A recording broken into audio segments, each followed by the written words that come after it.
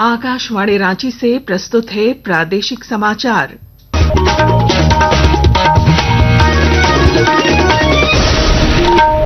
नमस्कार। प्रादेशिक समाचारों के साथ मैं पूनम किरकेट्टा। पहले मुख्य समाचार।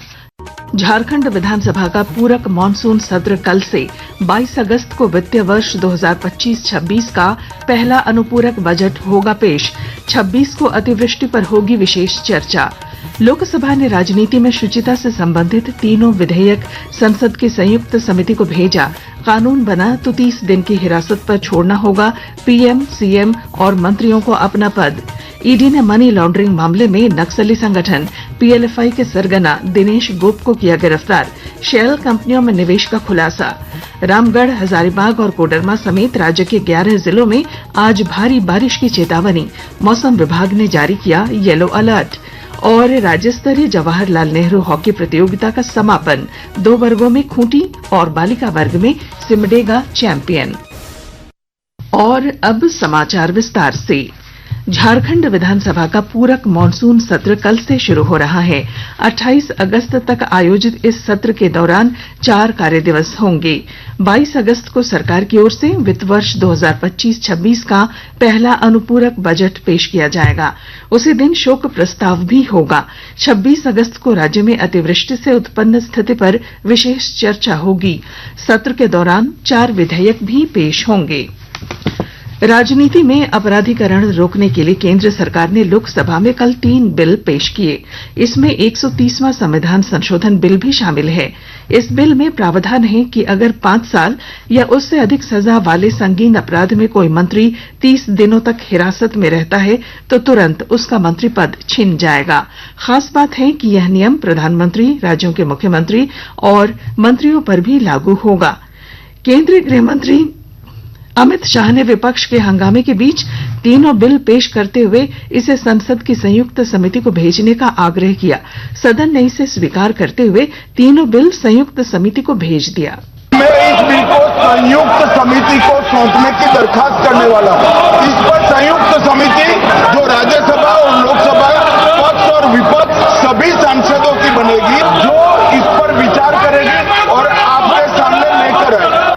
लोकसभा ने ऑनलाइन गेमिंग संवर्धन और विनियमन विधेयक 2025 पारित कर दिया है। यह विधेयक ई स्पोर्ट्स और ऑनलाइन सोशल गेम्स को प्रोत्साहित करने और हानिकारक ऑनलाइन मनी गेमिंग सेवाओं पर प्रतिबंध लगाने के बारे में है। विधेयक का उद्देश्य युवाओं और कमजोर वर्ग को ऐसे खेलों के प्रतिकूल प्रभाव से बचाना है। इलेक्ट्रॉनिक्स और सूचना प्रौद्योगिकी मंत्री अश्विनी वैष्णव ने कहा कि पिछले 11 वर्षों में डिजिटल प्रौद्योगिकी क्षेत्र में काफी वृद्धि हुई है। रेल मंत्री अश्विनी वैष्णव ने घोषणा की है कि दिवाली और छठ पर्व के अवसर पर 12,000 विशेष रेलगाड़ियां चलाई जाएंगी। बिहार के एनडीए नेताओं के साथ चर्चा के बाद उन्होंने यह घोषणा की। श्री वैष्णव ने कहा कि रेल मंत्रालय ने न केवल नई रेलगाड़ियां चलाने बल्कि कई अन्य योजनाओं और बुनियादी ढांचा परियोजनाओं पर भी काम किया है। जो दीपावली और छठ के आगामी 2 बड़े त्योहार हैं, इसके लिए विशेष व्यवस्था की जाए, ऐसी डिस्कशन में आया। और साथ ही साथ ये भी ध्यान रखा जाए कि किस तरह से हमारे यात्रियों को रिटर्न जर्नी में सुविधा हो। तो इस चर्चा के बाद में ये तय हुआ 12,000 स्पेशल ट्रेन चलाई जाएंगी, जिससे कि यात्रियों को इन 2 बड़े पर्वों पर किसी भी प्रकार की असुविधा न हो। इधर बिहार और झारखंड के रेल यात्रियों के लिए एक नई मेमू फास्ट पैसेंजर ट्रेन की शुरुआत हो रही है, जो वैशाली और कोडरमा को जोड़ेगी। इसका उद्घाटन कल प्रधानमंत्री नरेंद्र मोदी गया जंक्शन से करेंगे। आकाशवाणी के ताजा तरीन समाचारों के लिए आप हमारी वेबसाइट news.on.air.gov.in पर लॉग ऑन कर सकते हैं। ताजा समाचार X handle @AIR news alerts और Facebook page All India Radio news पर भी उपलब्ध है। आप प्रादेशिक समाचार एकांश के एक्स हैंडल @AIR news_रांची और Facebook page Akashvani news Ranchi, Instagram page तथा YouTube channel AIR news Ranchi पर भी हमारे बुलेटिन सुन सकते हैं। प्रादेशिक समाचार आप आकाशवाणी रांची से सुन रहे हैं। भारतीय जनता पार्टी ने गोड्डा में सूर्या हंसदा एनकाउंटर मामले की जांच सीबीआई से कराने की मांग की है। प्रतिपक्ष के नेता बाबूलाल मरांडी ने इसे फर्जी एनकाउंटर करार दिया है। सूर्या हंसदा की इनकाउंटर में वो व्यक्ति को नहीं मारा है, बल्कि उनकी हत्या कर दी गई है पुलिसों ने पकड़कर। कि वास्तव में राज्य के पुलिस प्रशासन निर्दोष है, इनकी हत्या नहीं किए हैं, तो फिर राज्य के मुख्यमंत्री बिना विलंब किए इस मामले को सीबीआई को सौंप दें।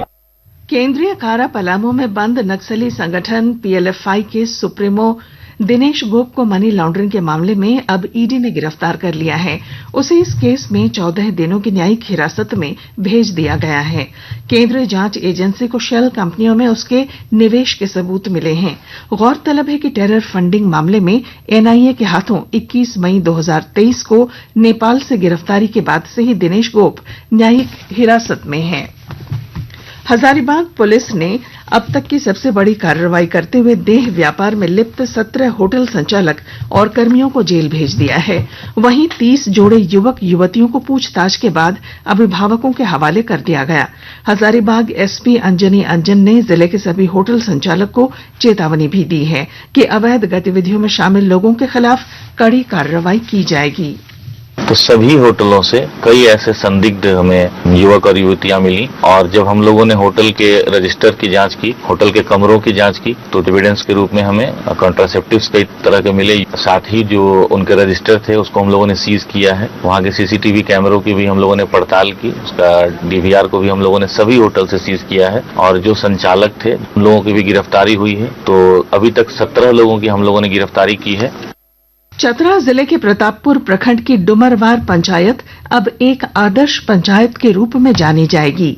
विस्तृत जानकारी के साथ हमारे संवाददाता।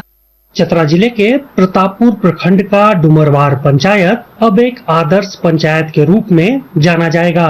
पंचायत उन्नति सूचकांक के आंकड़ों के आधार पर चयनित इस पंचायत की मुखिया संगीता देवी को पंचायत में प्रशासनिक दक्षता, क्रियान्वयन और पारदर्शिता अपनाने के लिए जिले की प्रथम कुशल महिला के रूप में सम्मानित किया गया है। विकसित भारत के संकल्प को पूरा करने में सांख्यिकी एवं कार्यक्रम कार्यान्वयन मंत्रालय द्वारा विकसित एनआईएफ के लक्ष्यों को प्राप्त करने में पंचायत उन्नति सूचकांक एक बहुआयामी मूल्यांकन ढांचा है। डॉक्टर प्रशांत जयवर्धन, आकाशवाणी समाचार, चतरा। मौसम विभाग के अनुसार बंगाल की खाड़ी में बने निम्न दबाव के क्षेत्र के कारण आज रामगढ़, हजारीबाग, कोडरमा, गिरिडीह, बोकारो, धनबाद, जामताड़ा, देवघर, दुमका, गोड्डा, साहिबगंज और पाकुड़ में मध्यम से भारी बारिश हो सकती है। इन जिलों के लिए येलो अलर्ट जारी किया गया है। झारखंड शिक्षा परियोजना परिषद की ओर से आयोजित राज्य स्तरीय जवाहरलाल नेहरू हॉकी प्रतियोगिता संपन्न हो गई। बालक अंडर 15 और अंडर 17 वर्ग में खूंटी विजेता बना, जबकि बालिका अंडर 17 में सिमडेगा की टीम चैंपियन रही। उधर चेन्नई में आयोजित 64वीं राष्ट्रीय inter state senior athletics championship में झारखंड के संघमित्रा मेहता ने 5000 मीटर दौड़ में कांस्य पदक हासिल किया है। और अब अखबारों की सुर्खियां। रांची से प्रकाशित सभी प्रमुख अखबारों ने केंद्रीय गृह मंत्री द्वारा लोकसभा में पीएम, सीएम और मंत्रियों को हटाने वाले बिल पेश किए जाने की खबर को पहले पन्ने की सुर्खी बनाई है। दैनिक भास्कर ने लिखा है, रामदास के बड़े बेटे सोमेश बन सकते हैं मंत्री, घाटशिला से लड़ सकते हैं उपचुनाव। हिंदुस्तान ने मुख्य सचिव के हवाले से लिखा है, बालू घाटों की नीलामी प्रक्रिया सितंबर तक पूरी करें। प्रभात खबर लिखता है, बीआईटी मेसरा के कैंपस में छात्रा से छेड़छाड़, ब्लेड से किया हमला। दैनिक जागरण के शब्द हैं, जमीन घोटाले में 3 सीओ, 2 सीआई और 2 राजस्व कर्मियों पर प्राथमिकी दर्ज। और अब अंत में मुख्य समाचार। झारखंड विधानसभा का पूरक मॉनसून सत्र कल से 22 अगस्त को वित्तीय वर्ष 2025-26 का पहला अनुपूरक बजट होगा पेश। 26 को अतिवृष्टि पर होगी विशेष चर्चा। लोकसभा ने राजनीति में शुचिता से संबंधित तीनों विधेयक संसद की संयुक्त समिति को भेजा। कानून बना तो 30 दिन की हिरासत पर छोड़ना होगा पीएम, सीएम और मंत्रियों को अपना पद। ईडी ने मनी लॉन्ड्रिंग मामले में नक्सली संगठन पीएलएफआई के सरगना दिनेश गोप को किया गिरफ्तार। शेल कंपनियों में निवेश का खुलासा। रामगढ़, हजारीबाग और कोडरमा समेत राज्य के 11 जिलों में आज भारी बारिश की चेतावनी। मौसम विभाग ने जारी किया येलो अलर्ट। और राज्य स्तरीय जवाहरलाल नेहरू हॉकी प्रतियोगिता का समापन 2 वर्गों में खूंटी और बालिका वर्ग में सिमडेगा चैंपियन। और इसके साथ ही आकाशवाणी रांची से प्रादेशिक समाचार का ये बुलेटिन समाप्त हुआ। अगला प्रादेशिक मुख्य समाचार 10 बजे प्रसारित किया जाएगा। नमस्कार।